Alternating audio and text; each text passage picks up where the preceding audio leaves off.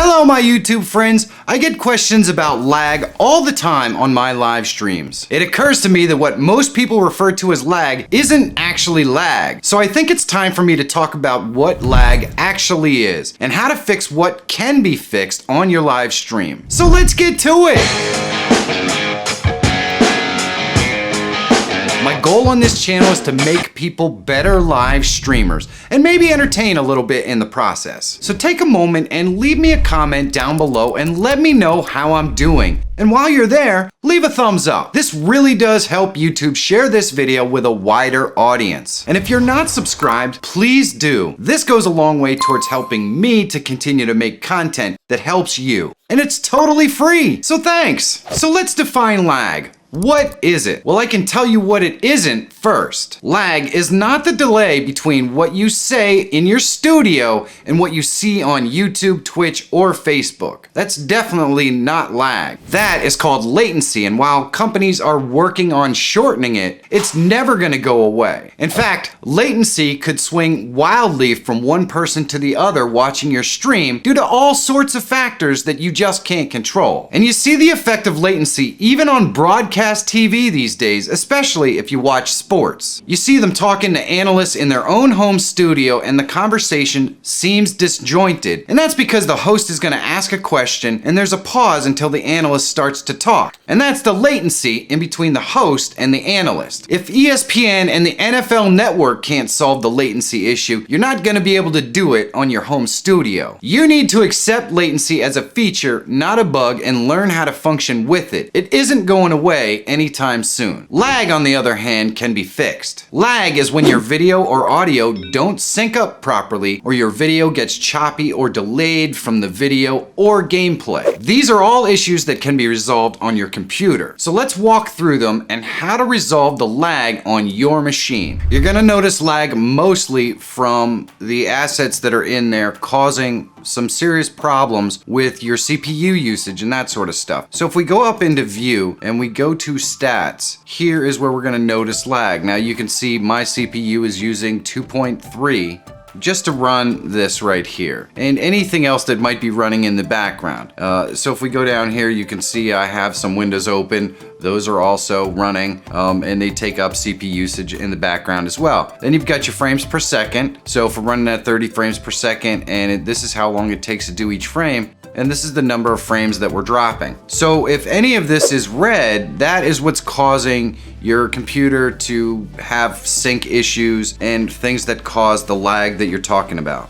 So what are some things that we can do to fix that problem? We'll go into setup, and if we go into our video, you want to definitely make sure that your base canvas resolution and your output scale resolution are the same. And if you're running into problems, the easiest way to fix it is to lower your frame rate. So if you're trying to stream games at 60 frames per second and you're noticing that your game is lagging behind the audio or anything like that, you can fix those problems by dropping to 30 frames per second. Is your stream gonna look as crisp as you might like? Probably not, but these are limitations with your equipment. In other words, if you're noticing all these problems with your stat usage, your machine is not able to keep up, and that's what's causing the problem. So the only way to fix that problem is to go ahead and adjust your settings in a way that's going to effectively help you.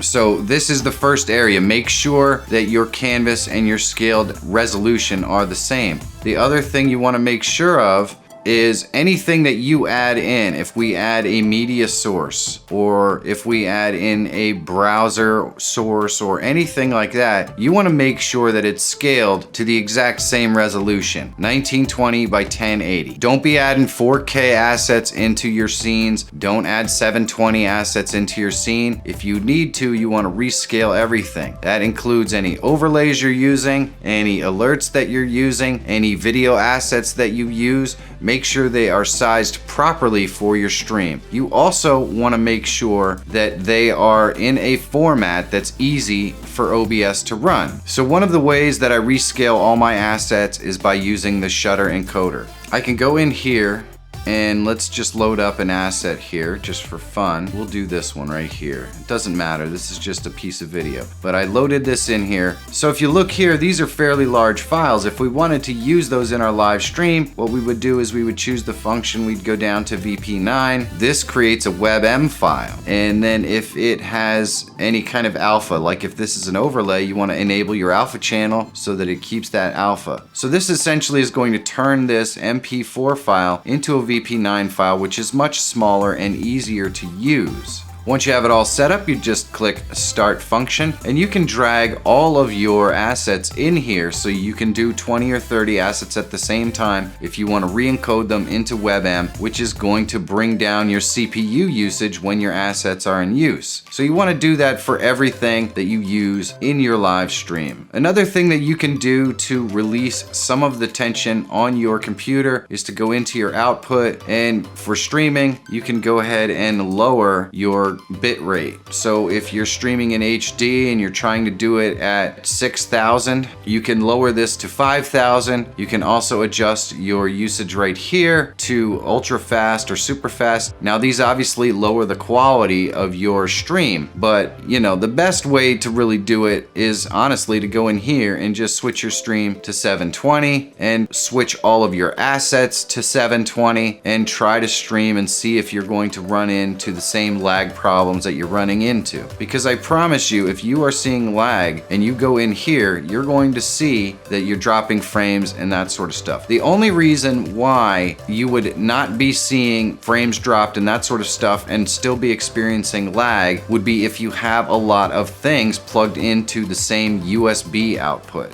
What I mean by that is, let's say you have 3 microphones or 2 microphones that you're using, and you're using 2 or 3 cameras or something for your live stream, and you have those all plugged into USB. Well, a USB bus has only a certain amount of bandwidth, and each item gets a little bit of bandwidth at a time. And once you exceed that limit, it can't go any faster, and that starts to slow down. Assets like microphones and cameras will start to get choppy and out of sync. The other thing that I like to do to fix this problem is to use the actual camera with the microphone plugged in. And this resolves all kinds of laggy problems that I get where my audio is not in sync with my video. So in other words, my camera is plugged into a cam link, which is plugged into my computer. It all goes in through one USB port. We're not taking up 2 or 3, one for a camera, one for a microphone. It all comes in at the same time on the same signal through the cam link. And that makes life easy because I just plug the microphone into the camera and then everything comes in through the same signal. So that is how I avoid it. Anytime you can remove complexity from your live stream, you're gonna do your computer a favor and you're going to be able to perform at a much higher level on your computer. So integrating your microphone into your camera and passing them through the same USB signal is a good thing. Now obviously this is really difficult if you're using a webcam, because a webcam has a crappy microphone, so you're gonna have to use a separate microphone. And so what you wanna try to do is make sure that you're not using 5 webcams and 1 microphone, because you're probably not going to have the throughput on the USBs that you want. Now my computer has 3 different USB buses. Most computers have at least 2 USB buses. And what I mean by that is my computer has a USB bus where you can plug things in on the front of the computer. And then it also has a bus on the back where you can plug things in on the back of the computer. And mine actually has 2 separate ones on the back and 1 on the front.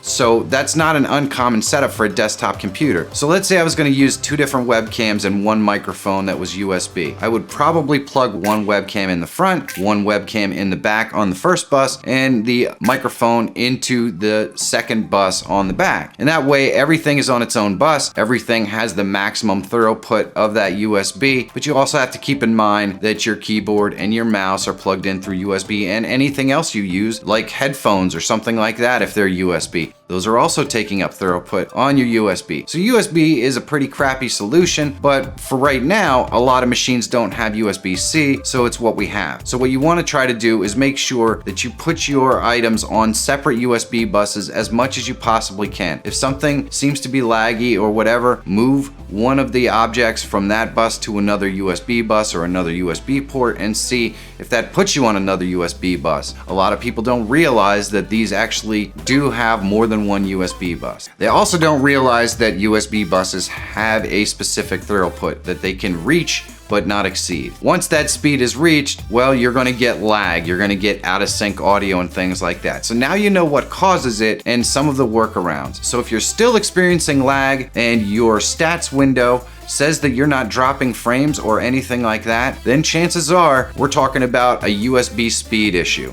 And that's a way around it. The other way that you can get around it is by getting a microphone with a 3.5-inch jack that just plugs into the 3.5-inch jack on your computer. And that way it doesn't use that bus. It's immediate and direct. Now that might actually cause it to be a little bit more direct than your USB, which means that your cameras would be slightly behind it. But the actual speed should be constant. So you should be able to adjust your camera to delay it 5 seconds or 1 second or 3 seconds, and once you adjust it one time, it should stay the same all the time. And I know for sure that if you're having a frames per second drop issue, if you resize your stream to 720 or you drop from 60 frames per second to 30 frames per second, maybe drop your bitrate a little bit, and you optimize your assets by moving them all to WebM, that you're going to have a much better chance of success without any lag. And if you're not having a problem where you're dropping those frames, if you mess around with where your stuff is going in, or you try to optimize how your USB ports are being used, you can probably tackle some of that lag, and hopefully that'll help you out. If you're having echoes in your audio or other problems audio related, they can be resolved. You should check this video out. And if you're always looking for tools, tips, and tricks that can help make you a better live streamer or YouTuber, subscribe to the channel. My name is Michael Feyrer Jr. Thank you so much for watching. Have a great day, and I'll see you in the next one.